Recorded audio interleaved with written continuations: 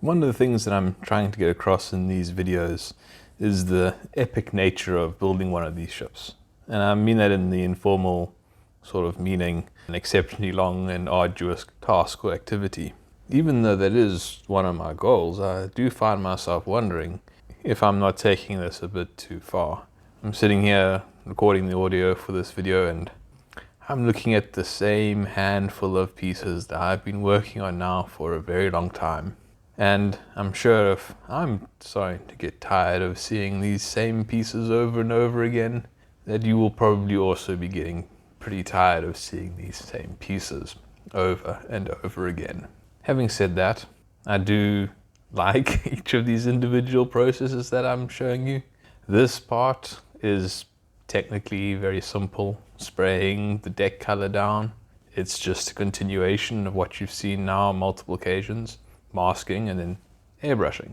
What I particularly enjoy about painting the deck, and this is one of these small strange things, is I like spray painting parts that have an edge. And by that I mean you can just pick it up and spray it. No need to mask it, no need to worry about any of that, because you know that if you paint it in a certain way, you make sure that the tip of the airbrush does not go beyond the end of the horizontal plane that you're spraying on, and as long as any vertical surface that you don't want to get paint on is in the shadow, you can spray around and get a perfect finish on that edge without having to mask a single thing. And from my experience, that is absolutely the best way to get that edge. If you can avoid masking, by all means you should.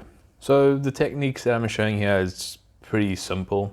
For the larger pieces, put your airbrush in the center, and then just make sure that you're always spraying from the center of the piece that you're painting out towards the vertical surfaces that you don't want to get paint on. And that way you never have to worry about them getting some accidental overspray.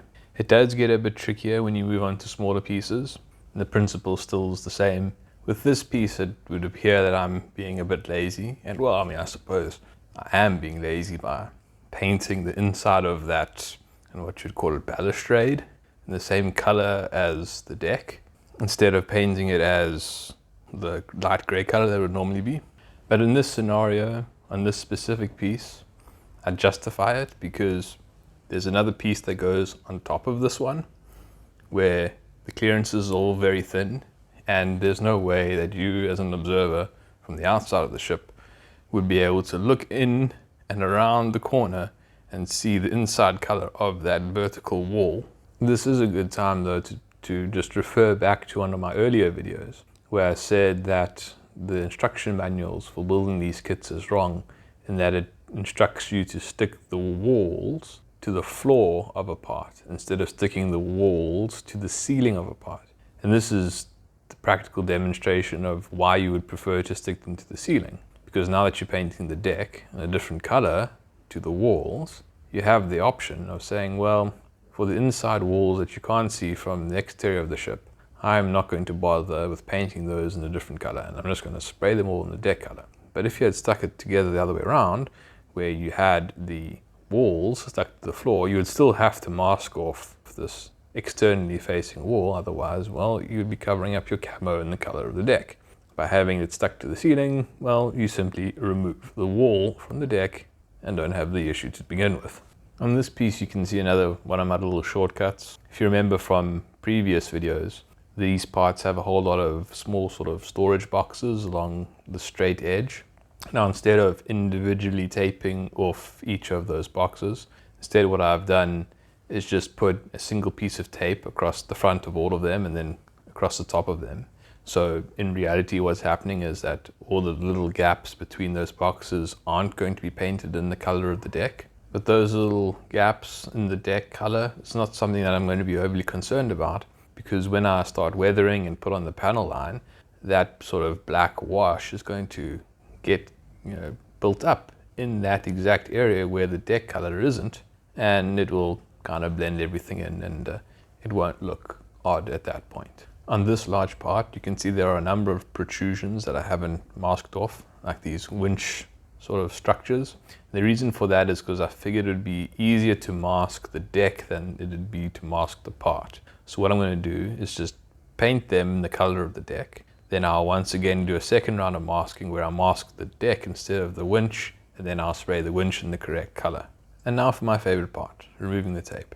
For the most part, it's just tape holding a part down so that I could easily handle it for spraying.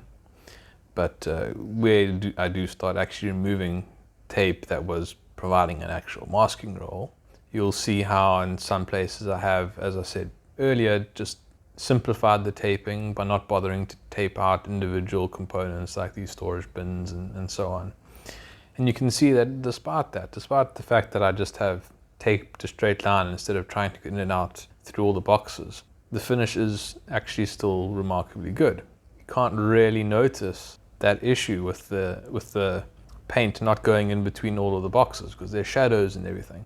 I've been thinking about what the next step in building this kit is going to be, and it's going to have to start having to do with gluing down parts, adding photo etch, and weathering.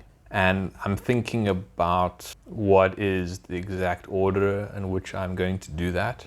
But I think the way it's going to go is I'll put down a deck at a time, or a level of the superstructure at a time.